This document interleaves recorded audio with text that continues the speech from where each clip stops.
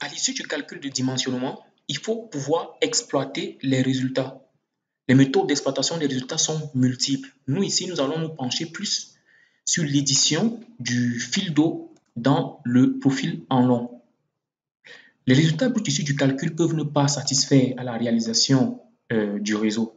Aussi, il est important de pouvoir retoucher certaines côtes ou alors certains diamètres de tuyaux et de s'assurer ensuite de l'intégrité de notre réseau. Avant d'éditer le fil d'eau de notre profil en long, je vais commencer par habiller mon réseau d'eau pluviale. Je viens ici, habillage. J'ai cette boîte de dialogue qui s'ouvre. Alors, je vais habiller, n'est-ce pas, les regards ou alors les accessoires des réseaux. Je vais également habiller mes canalisations et, si possible, habiller les obstacles. Oui, j'en ai quelques-uns là. On a vu les obstacles dans les vidéos précédentes. Donc, je dis habiller.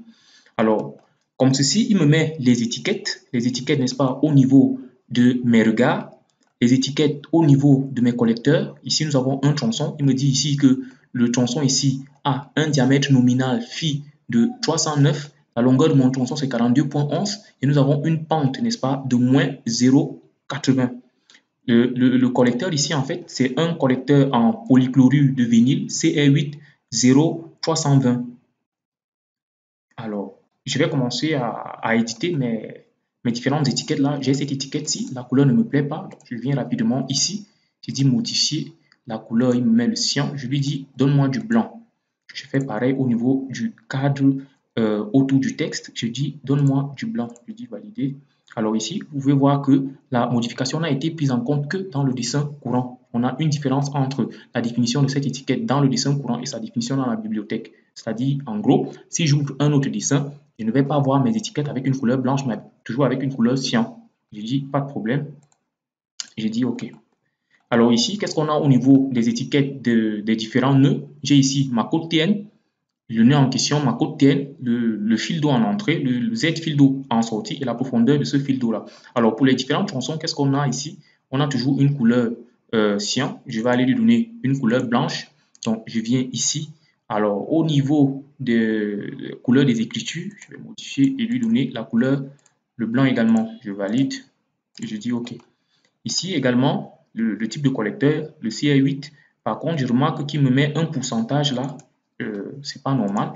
Donc, je vais venir modifier. Et au niveau des textes, le suffixe ici me met pourcentage. Je vais effacer ce suffixe ici et je vais valider. Voilà. Maintenant, ici, à l'issue du calcul de dimensionnement, il vous met toutes vos canalisations dans un calque. Le calque ici s'appelle EP1 canalisation.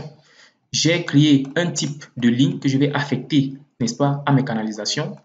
Un fichier .lin que je vais aller importer. Je viens ici au niveau des types de lignes. Je viens dans autre ici. Je vais aller, n'est-ce pas, le chercher. Le voici ici, le fichier .lin. Je dis ouvrir ici. Dans ce fichier-ci, j'ai créé un type de ligne qui s'appelle eau pluviale. Je vais dire OK. Et je vais lui donner une échelle globale, par exemple, de 10. Je dis OK. Alors, eau pluviale, le type de ligne eau pluviale est déjà défini dans mon dessin.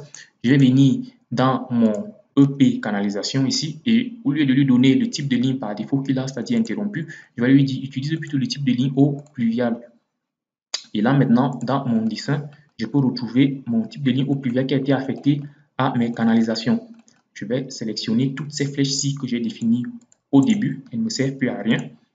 Donc, je dis sélection similaire et je les supprime toutes. Voilà. Puisqu'on peut remarquer que ici, notre type de ligne, il a EP avec des flèches qui montrent le sens d'écoulement des eaux. Donc, je n'ai plus besoin de ces flèches-là. Voilà, la définition du tuyau également, je vais lui donner une couleur blanche. Donc, modifier ici, couleur du calque, je vais lui dire du blanc. Je valide, OK. Et comme cette définition est utilisée par plusieurs étiquettes là, toutes les étiquettes qui utilisent cette définition seront mises à jour automatiquement. OK. Je peux comme ça repositionner pour arranger un tout petit peu. Voilà. Ici, vous allez remarquer que au niveau du paramétrage général là, mettre à jour le profil en long et mettre à jour l'habillage sont cochés. Ça veut dire quoi? Ça veut dire que si j'effectue une modification qui, n'est-ce pas, va altérer mon profil en long, va agir sur mon profil en long ou alors sur l'habillage d'une manière ou d'une autre. L'habillage et ou le profil en long vont automatiquement se mettre à jour. Alors, allons continuer avec l'exploitation de nos résultats. On a dit que plusieurs façons d'exploiter les résultats. On peut regarder, n'est-ce pas, ici, à l'issue du calcul de dimensionnement, on peut afficher nos résultats et les exploiter ici. Par exemple, au niveau assemblage, donc je vais au niveau des débits et des sections, au niveau des tronçons, peut-être qu'il faudrait que je relance mon calcul de dimensionnement, calcul de débit et de section, pour me rassurer que voilà, je me rassure que mes contraintes que j'ai définies au départ sont respectées. Hauteur de chute, profondeur de radier, pente des canalisations et vitesse d'écoulement. Oui, voilà ce qu'on a défini au départ dans les vidéos précédentes. Vous vous souvenez, je valide et je relance mon calcul de dimensionnement. Alors, comme on le disait tantôt, cette fenêtre-ci, lorsque vous avez fait votre calcul de dimensionnement, il faut exploiter vos résultats en fait. Vos résultats, plusieurs façons d'exploiter vos résultats. Vous pouvez venir dans cette fenêtre-ci, regarder l'assemblage, regarder les débits des sections. Par exemple, ici, on me dit que la vitesse d'écoulement maximale a été dépassée entre le tronçon constitué du nœud 6 et du nœud 7 et entre le tronçon constitué du nœud 7 et du nœud 8 et du nœud 8 et nœud 9. Donc ça dépend si, n'est-ce pas, je veux modifier, si je trouve que ceci peut altérer, peut avoir un impact sur mon réseau, ça dépend de ce que je recherche, je peux modifier tout comme je peux décider de laisser, tout dépend de moi. Donc, il faut pouvoir exploiter ces résultats-ci. Mon débit d'assemblage, en fait, voilà, il est de 0,33. OK.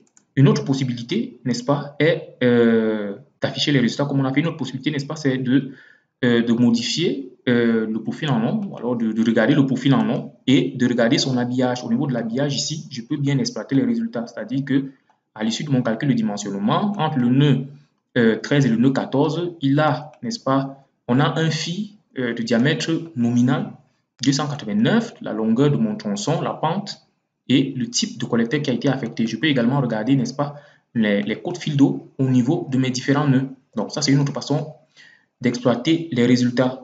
Alors après avoir exploité vos résultats, il faut maintenant procéder aux modifications nécessaires.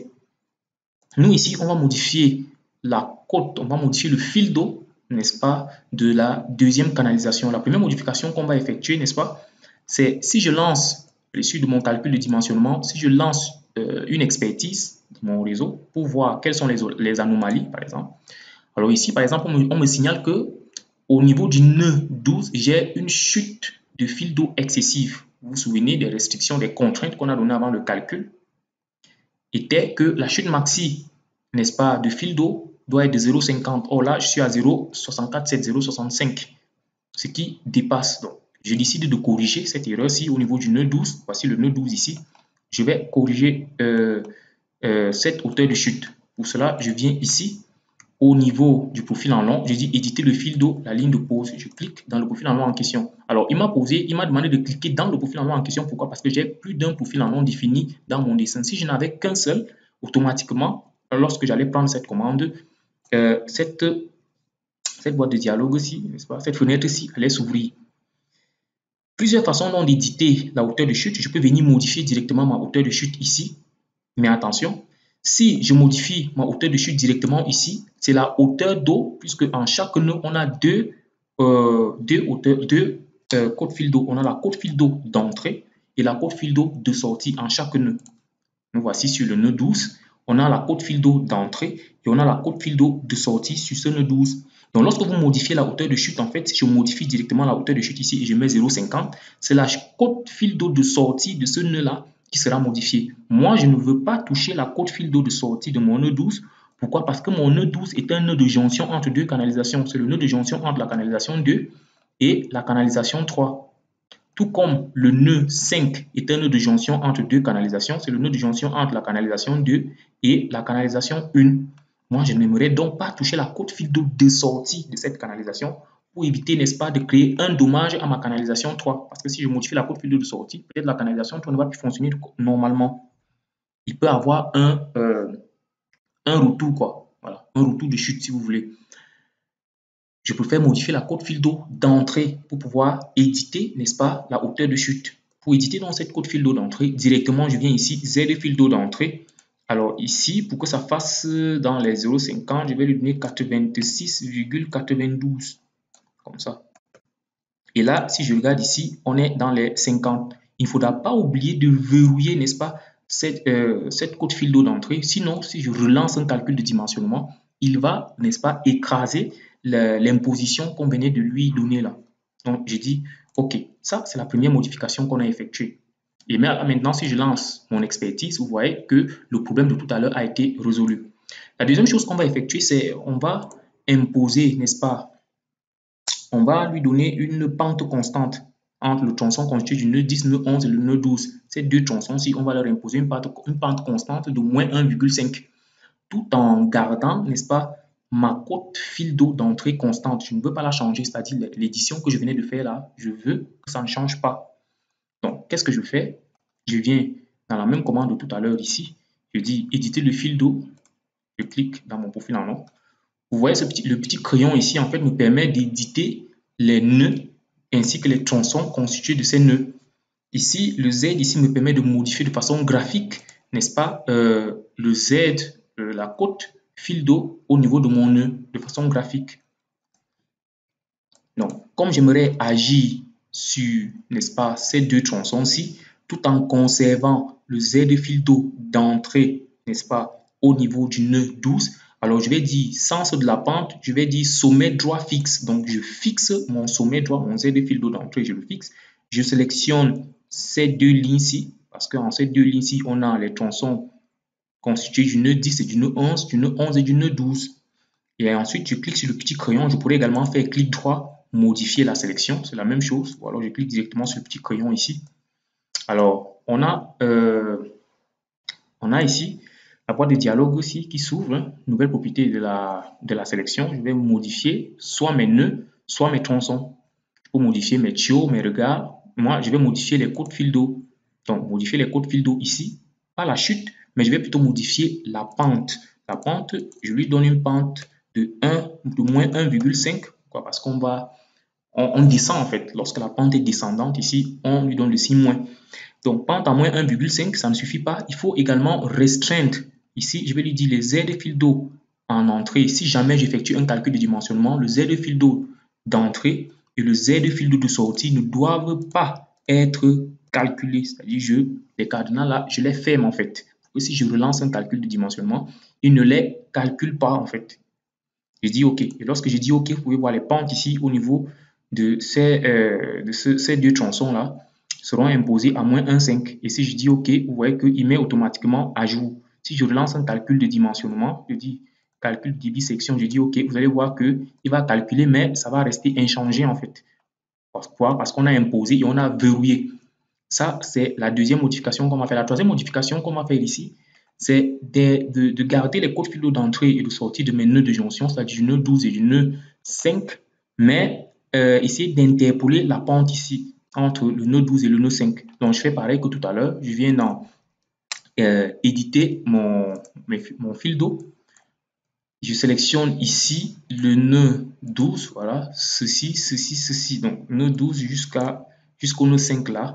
Je viens dans éditer. Je fais pareil que tout à l'heure. Je vais modifier le fil d'eau, mais je vais interpoler entre ces deux nœuds. Alors, à l'issue de mon interpolation, j'aimerais que si jamais je lance un calcul de dimensionnement, il ne me calcule plus, n'est-ce pas, les fils d'eau dans cette Z fil d'eau d'entrée, le Z fil d'eau de sortie dans cette section. Je dis OK. Et là, vous voyez qu'il a uniformisé, c'est-à-dire qu'il calcule une pente qui permet à ce que le fil d'eau de sortie ici soit maintenu constant et que le fil d'eau d'entrée ici soit maintenu constant. Je dis OK. Et voilà. Et vous allez remarquer ici, au niveau de l'habillage, que le tronçon ici maintenant a une pente de, attention, je vais venir ici, le premier tronçon ici aura une pente de moins 1,5. Pareil pour ici. Donc, si je relance mon calcul de dimensionnement, je vais relancer rapidement mon calcul. Je valide.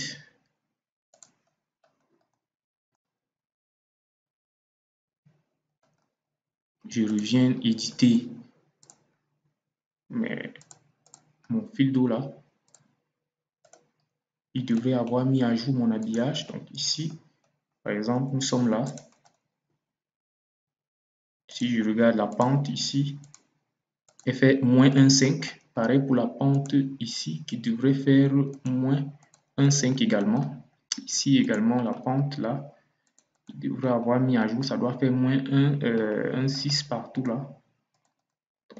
Peut-être qu'il faudrait que je relance l'habillage. Donc, normalement, il devrait pouvoir mettre l'habillage automatiquement à l'issue de notre calcul de dimensionnement, à l'issue qu'on ait modifié, n'est-ce pas, nos codes de fil d'eau.